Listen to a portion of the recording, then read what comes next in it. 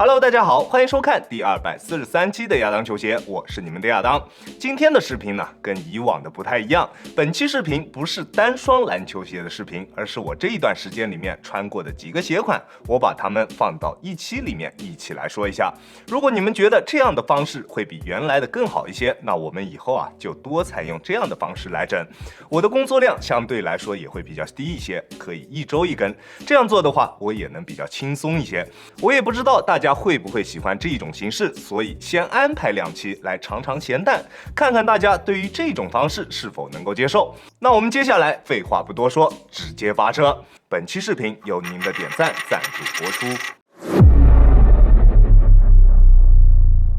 首先，我们的第一款产品来自中桥体育的毒鸦 Pro 2 SE， 在外观方面，它和之前的毒鸦 Pro 2基本上没有任何差别，只是在鞋面的材质方面做出了改变。上脚之后，外观还是非常不错的，再加上它这一次这个薄荷绿的配色，确实还是挺适合这种春夏季节的。不过这一双鞋一拿上手，我就觉得有点不太对劲。作为 SE 版本，居然在重量方面的表现不降反升，单只42码的重量是431克，之前普通版本的毒鸦 Pro 2 42.5码的也才425克，这个我觉得多少有点难受。虽然在重量方面并没有得到提升，但是它在透气性方面的表现确实比之前的普通版本有着一定的提升，但是并不是特别的明显。虽然鞋面上布满了这种透气孔，但是它的内衬还是比较厚的，如果在夏天穿它，估计还是会有点捂脚。好在它在实战方面比之前的毒鸦 Pro 2有了明显的提升。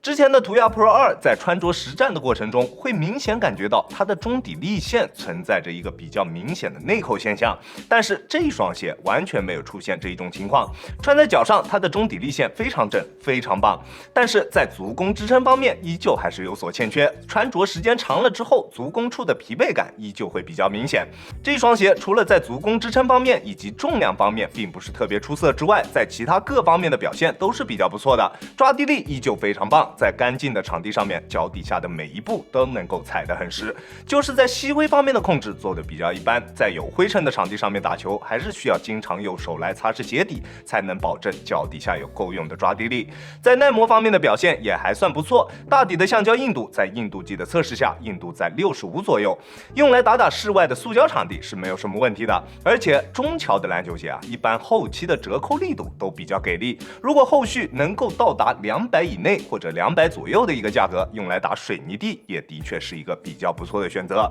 而在中底方面，依旧跟之前一样没什么区别，依旧使用了全掌的 GoPro 鞋垫，在反应性脚感缓震场地感各方面的表现都比较不错，鞋面的包裹和支撑也比较到位，在舒适度方面也完全没有问题，在跑动的过程中完全不会出现鞋面硌脚或者是卡脚的问题，抗扭以及稳定性表现也挑不出什么毛病，整体的表现还是非常棒的。这一双鞋亚当球鞋主观评级 B+，这一双鞋在解决了中底立线不正的问题之后，就只剩下一个足弓支撑方面的问题了。不过这一类抽拉式鞋垫的篮球鞋想要在里面再放置其他带有足弓支撑的鞋垫就会比较困难，只能用打脚来解决这一种足弓支撑方面的问题。虽然对于正常的实战影响并不是特别大，但是长时间穿着这种足弓支撑偏弱的篮球鞋，还是会导致一些足部方面的健康问题。如果你真的要买这一类足弓支撑偏弱的篮球鞋来进行打球，可能平时你打完球之后就需要花更多的时间来注意一下放松一下你的足底筋膜，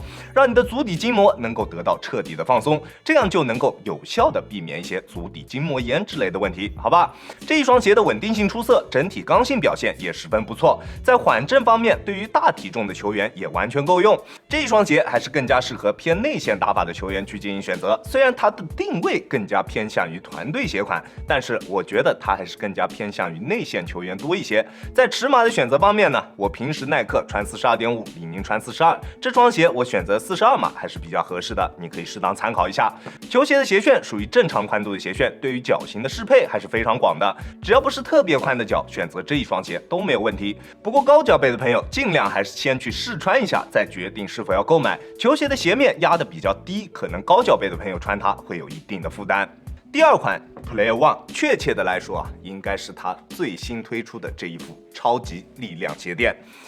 之前 Player One 是上过我除草机的一个鞋款，整体的体验真的非常的糟糕，是非常糟糕。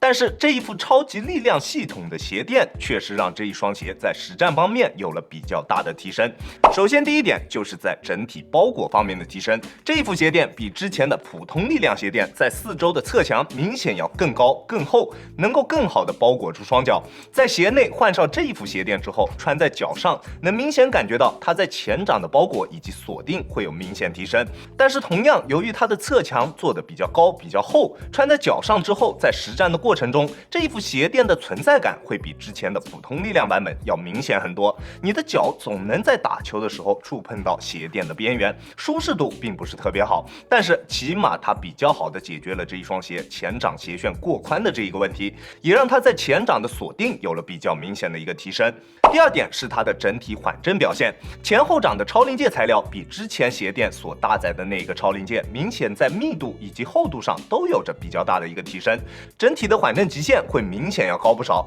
不过随之丧失掉的是一定的场地感表现，中底的厚度也会比之前的力量版要明显高一点。还有一些兄弟问能不能把鞋子里面原来的这一块小小的垫子给拿出来，再放置这个新鞋垫。就我个人而言，我是不推荐这样操作的。拿掉这一块垫子之后，鞋子里面的内部空间会明显变大，包裹会有比较明显的一个下降，感觉在尺码方面也会变大。我个人不建议大家这样尝试。而最大的一个提升就是在它的整体支撑性方面，这一副鞋垫在外侧做出了大面积的 TPU 材料加强，让整一双鞋的整体刚性有着非常明显的提升。用上这个鞋垫之后，在实战的过程中，心里明显能踏实很多。做一些变向之类动作的时候，能明显感觉到球鞋的整体姿态比之前要保持的好很多。但是由于外部框架做的真的有点垃圾，所以即使在鞋垫上面做上了大面积的支撑材料，也只能让这一双鞋在支撑方面达到一个勉强够用的水平，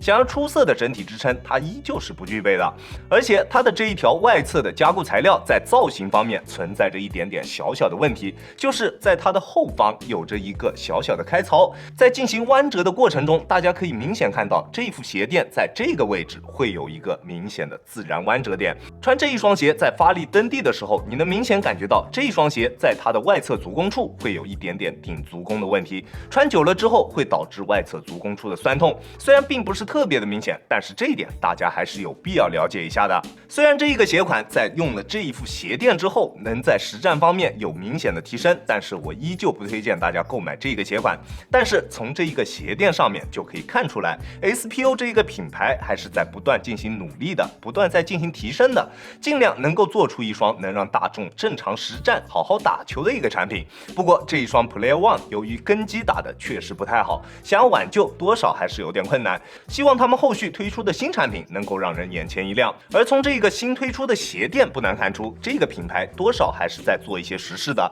不是说我这个鞋已经推出了，已经卖的差不多了，后面我就不去管它了。它还是尽可能的去推出一副能够让大家起码穿着能够正常打球的一个鞋垫。之前的那个鞋垫真的是太差劲了。第三款彪马的斯图尔特1代，虽然它作为一双 WNBA 球星的签名鞋，更多的还是以女性为受众目标来推出的一个鞋款。不过有不少兄弟好像对这个鞋款都挺喜欢的，收到了不少的私信，都是催这个鞋款的测评。那我今天就来给大家仔细的说一说。在外观方面，彪马的篮球鞋自然不用担心，依旧是走的这种复古路线，不管是打球还是日常出街穿搭都没有问题。不过这个鞋款好像配色并不是特别多，就我手上这一个加上一个首发的黑绿，还有一个紫色，相对来说这个配色好像更加适合穿出门。而在实战方面，彪马的篮球鞋其实大部分区别都不大，大底的纹路非常的密集，在吸灰方面的表现是非常糟糕的。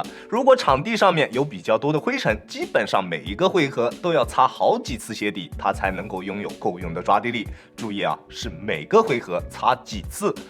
穿它打球擦鞋底的频率真的是高到超乎你的想象。但是如果你打球的场地条件是比较不错的，灰尘不多，那它的抓地表现是非常棒的，不管是急停还是变向，脚底下都能够踩得很实。但是它的大底橡胶整体是比较偏软的，在硬度计的测试下，读数在60左右。想要用来打外场的话，多少还是有点顶不住。好在纹路的深度还算够深，塑胶地勉强还可以接受，水泥地的话想都不用想。偏软的橡胶材料加上它较差的吸灰表现，就注定了这一双鞋在场地的适配性方面不会太广。基本上除了干净的木地板之外，其他场地它都不是那么的合适。所以想要入手这个鞋款的朋友，一定要在购买之前一定要考虑清楚你自己打球的场地是不是可以适配这一个鞋款。而在中底方面依旧搭载了 Nitro Foam， 但是中底的整体体验就是比较硬，会比3球2代更硬一些。中底基本上不会提供给你任何软弹的脚感，好在它的鞋垫够厚，穿在脚上还不至于板砖，但是想要软弹的兄弟就不要考虑这个鞋款了。中底的整体重心并不算低，场地感表现并不是特别出色，但是较硬的中底缓震材料让它拥有了出色的反应性表现，在发力蹬地的过程中，脚底下不会有丝毫的泄力感出现，这一点也算是它中底方面为数不多的一个优点了。而在缓震方面的表现还算勉强够用，毕竟我对于缓震的要求本来就不是特别高。这一双鞋的中底感受啊，跟李宁的闪击9 TD 会比较相似。如果穿过那个鞋款的兄弟，应该知道这一双鞋的中底啊会是怎样的一个体验。不过这一双鞋在前掌并不会有内扣的现象出现，这一点大家可以放心。中底的龙骨落差控制的也比较合理，并没有什么前高后低或者前低后高的感觉，前后掌的过渡也非常的丝滑，在这些方面它都是没有问题的。但是它的鞋面可能会劝退很多人。首先就是高脚背的兄弟们，这一双鞋的前段鞋面跟之前我测试过的那一双 Fusion Nitro 是非常相似的，前段的鞋面也是一直覆盖到脚背位置的。如果你的脚背比较高，那你选择这个鞋款可能会存在压脚背的一个情况。即使你的脚背并不高，它这一个偏硬的鞋面在你跑动的过程中，它所产生的弯折会存在着比较明显的硌脚感。不过随着穿着时间的上升，这种感觉会慢慢变得轻微，但是不会完全消失，这一点你也必须要了解。它的鞋楦是属于正常宽度的一个鞋楦，基本上不是太宽的脚型都可以选择它，并且在系紧鞋带之后，在静态包裹以及动态锁定方面都是不错的。在变向或者侧向蹬地的时候，脚在鞋内不会出现位移，但是它在脚踝处的锁定并不是特别出色，会有轻微的一点点掉跟的现象出现。如果在意这一点的兄弟，还是慎重选择。而它较硬的鞋面以及它中底在外侧上扳所形成的侧墙，让它在鞋面支撑方面有着出色的表现。不管做什么动作，鞋面都可以很好的兜住双脚。较硬的中底加上内置的 TPU 支撑片，让它在整体的鞋身刚性以及抗扭性方面得到了保证。足弓支撑也算勉强够用，虽然这一双鞋在足弓处并没有做出任何的中底上翻或者其他什么提升足弓支撑的设计，但是它的鞋面强度确实是非常高。拉紧鞋带之后，它较硬的鞋面还是能够提供一定的足弓支撑的。但是如果你对于足弓支撑的要求会比较高，那还是换一副带有足弓支撑的鞋垫会有更好一些的体验。在稳定性方面的表现整体也还算不错，虽然它的中底并不是特别宽大，而且大底的整体造型也是这种偏向于弧形的，但是它的中底重心控制的还算合理，中底的缓震材料硬度也比较高，让它在稳定性方面没有太大的问题。但是脚踝力量较差的兄弟啊，还是可能要稍微当心一下。在重量方面，单只42码的斯图尔特1代重量是430克，在重量方面的控制就比较普通了。不过彪马的篮球鞋在重量这一个方面一直都没有什么突破，所以只要不是太离谱，大家就欣然接受吧。而且它的整体鞋脚一体性也还算不错，重量布置也比较合理，穿在脚上的体感重量绝对是可以接受的，大家可以放心。这一双鞋亚当球鞋主观评级 B 级。这一双鞋身上最大的一个问题，我个人认为啊，就是它的大底。它对于场地的适配范围真的太小了一点。除了干净的室内木地板之外，其他所有的场地都不是特别的适合它。吸灰拉胯加上耐磨不行，就注定了它不会太受市场的欢迎。如果你平时打球的场地条件是比较不错的，对于缓震的要求也不高，打法更加偏向于外线，那这个鞋款你确实可以选择。但是我相信啊，光是场地条件这一块，真正能满足它的就不是很多了。OK， 这就是本期视频的全部内容了。今天一共给大家带来了3双鞋的实战测评，做成合集的形式，可能有一些地方说的不是特别详细。如果你有什么想知道的，但是我视频里没有说，你可以在评论区或者单独发私信问我。但是如果视频里面已经说过了的，就不要问了。最后再问一下大家觉得这样的合集形式会好一些呢，还是就单独一期视频介绍一双鞋会好一些呢？给我一点反馈，好吧 ？OK， 那本期视频就到这里结束了，再次感谢大家观看本期的洋洋球鞋，洋洋球鞋一切从实战出发，我是亚当。如果你觉得我的视频可以帮助到你，希望你可以关注我，并且顺手给我点一个赞，这就是对我最大的支持了。好了，那我们下期视频再见了，大家有空来做 ，peace。